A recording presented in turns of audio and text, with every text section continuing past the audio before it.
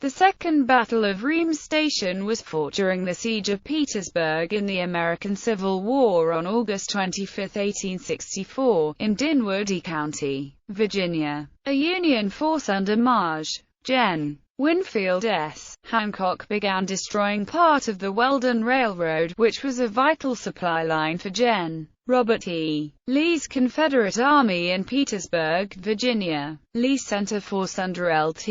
Gen. A.P. Hill to challenge Hancock, and the Confederates were able to rout the Union troops from their fortifications at Ream Station. However, they lost a key portion of the railroad, causing further logistical difficulties for the remainder of the Richmond-Petersburg campaign. Background: as the Siege of Petersburg began to take hold, Union Lt.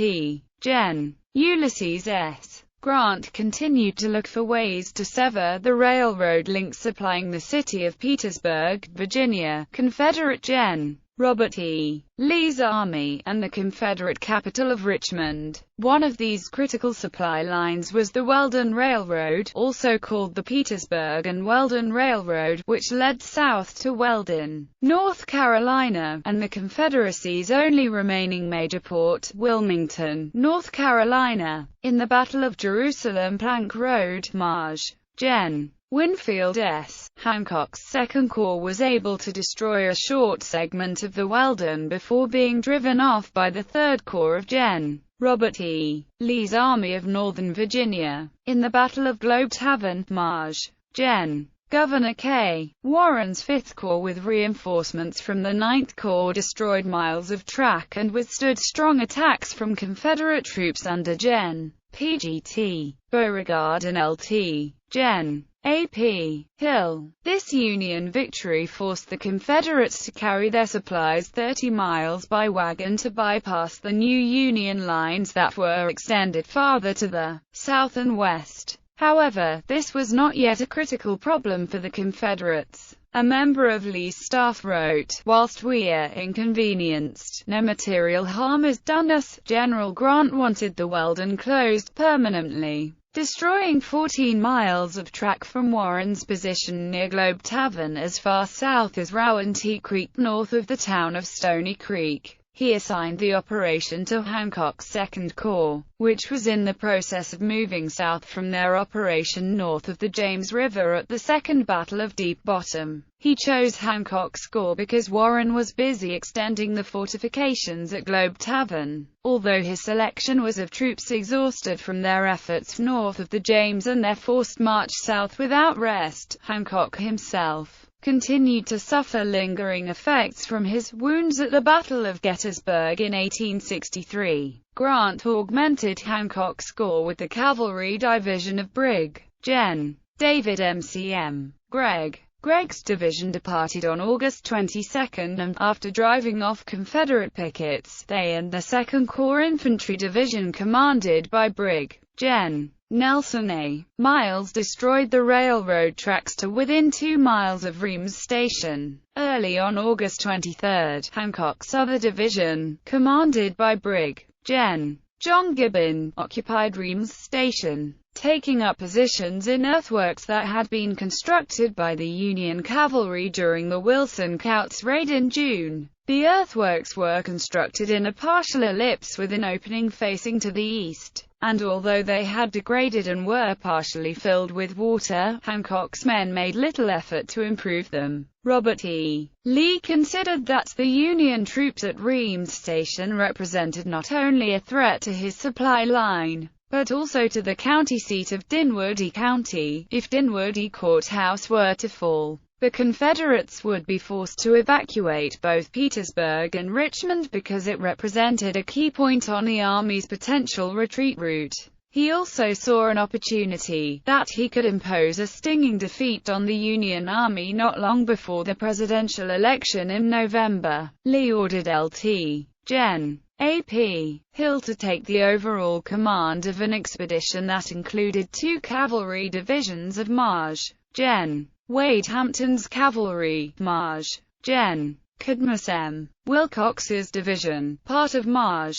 Gen. Henry Heth's division, and part of Maj. Gen. William Mahone's division, about 8–10,000 men in all. Hill, who was suffering from one of his periodic bouts of illness, assigned Heth to tactical command, telling him he must carry the position. Hancock arrived personally at Ream's station on August 24, and by that evening the Union troops had destroyed track for 3 miles south of the station. On the morning of August 25 they left their earthworks to start working on the remaining 5 miles of track, but Hancock recalled them when he heard that Confederate cavalry was approaching. Battle. After the Confederate cavalry pushed back Gregg's cavalry, Hill's column advanced down the Dinwiddie Stage Road. Wilcox's 3 infantry brigades assaulted the Union position at about 2 p.m. on August 25. Despite launching 2 attacks, Wilcox was driven back by Miles' division, which was manning the northern part of the earthworks. To the south, Gibbon's division was blocking the advance of Hampton's cavalry, which had swept around the Union line. While these 2 attacks were going on, Maj. Gen. George G. Meade, commander of the Army of the Potomac and in temporary overall command while Grant was ill, became concerned that Lee was attempting to turn the left flank of the Union Army. Historian John Horn wrote that if Grant had been on the scene, he might have very well ordered an attack on Petersburg at this point, similar to the tactic he would use in April 1865 that caused the fall of the city, taking advantage of the weakly defended lines vacated by the heavy force that Lee had sent to Ream's station. Meade, however, cautiously assumed a defensive stance and rushed reinforcements to his flank, thinning his own lines.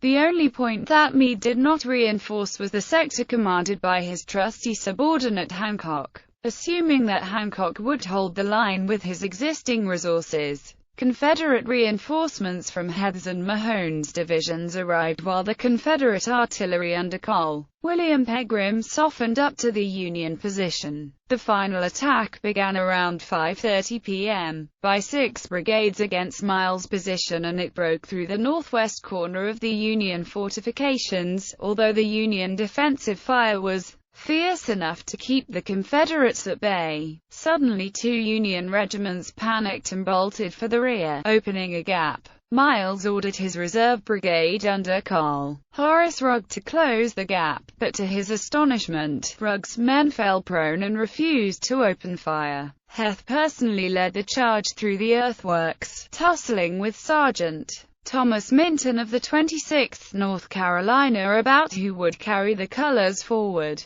Hancock desperately galloped from one threatened point to the next, attempting to rally his men. At one point his horse dropped from under him and, assuming that it had been killed, Hancock proceeded on foot. The horse later jumped to its feet, having been temporarily paralyzed by a glancing blow to the spine, and Hancock remounted. He shouted, "We can beat them yet. Don't leave me, for God's sake," as he witnessed the men of his once proud corps reluctant to retake their positions from the enemy. He remarked to a colonel, "I do not care to die, but I pray God I may never leave this field." By this time, Hampton's cavalry was making progress against Gibbon's infantry to the south, launching a surprise dismounted attack that caused many of Gibbon's men to flee or surrender. This allowed Hampton to flank Miles. Hancock ordered a counterattack, which provided time to allow for an orderly Union withdrawal to Petersburg after dark.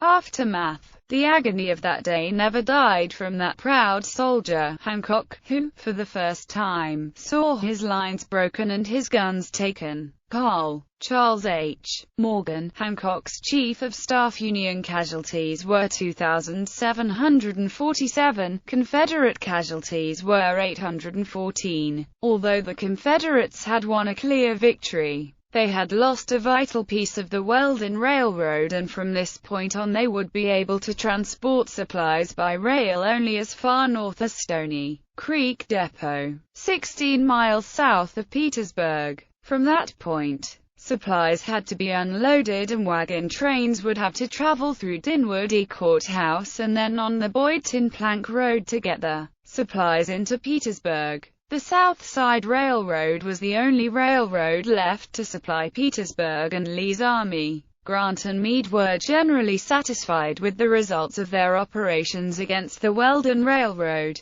despite the tactical setbacks suffered by Hancock. Meade wrote, "These frequent affairs are gradually thinning both armies, and if we can only manage to make the enemy lose more than we do, we will win in the long run. But unfortunately, the offensive being forced on us, causes us to seek battle on the enemy's terms, and our losses are accordingly the greatest, except when they come out and attack, as recently, when they always get the worst of it." The siege of Petersburg and its trench warfare continued. The next major combat would be seen in late September as two Union attacks proceeded in parallel, at New Market Heights, north of the James, and south at the Battle of Pebble Farm, against the South Side Railroad.